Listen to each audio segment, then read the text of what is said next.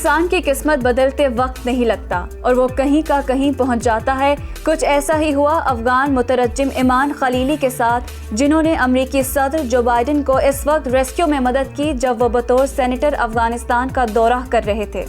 ہوا کچھ یوں کہ 2008 میں ایک طوفان کے دوران امریکہ کے ایک فوجی ہیلی کاپٹر کو ہنگامی طور پر لینڈنگ کرنا پڑی۔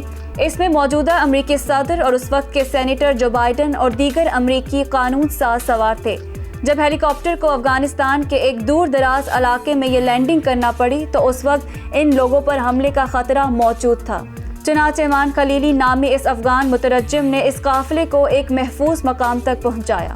اب جب امریکی فوج افغانستان سے شکست کھانے کے بعد ملک چھوڑ کر نکل چکی ہے تو ان کے حامی بھی افغانستان سے آہستہ آہستہ نکل رہے ہیں۔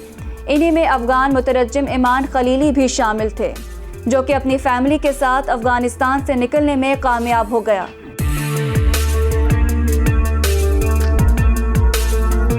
یہاں یہ سوال پیدا ہوتا ہے کہ آخر ایمان خلیلی اپنے خاندان کے ہمراہ افغانستان سے نکلا کیسے؟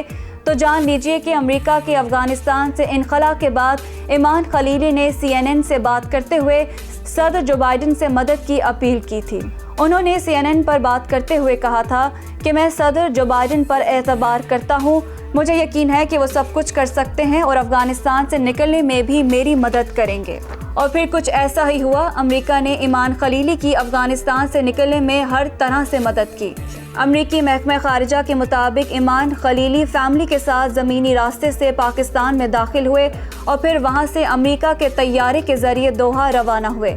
غیر ملکی خبر نیوز ایجنسی کے مطابق پاسپورٹ نہ ہونے کے باعث ایمان خلیلی اور ان کی فیملی مزار شریف سے پرواز میں سوار نہیں ہو سکتے تھے، جس کے بعد ایمان خلیلی اور ان کا خاندان 2 دن سفر کر کے زمینی راستے سے پاکستان پہنچے اور 5 اکتوبر کو سرحد پار کی۔ یاد رہے کہ ایمان خلیلی کو اپنا امریکہ کا خصوصی امیگرینٹ ویزا SIV حاصل کرنے میں مشکلات ہو رہی تھی۔ جب ایمان خلیلی کی صورتحال کے بارے میں وائٹ ہاؤس کی پریس سیکرٹری جن ساکی سے پوچھا گیا تو انہوں نے کہا کہ وہ ان کی مشکور ہیں اور امریکہ اپنے اتحادیوں کو افغانستان سے نکالنے کے لیے پرعزم ہے۔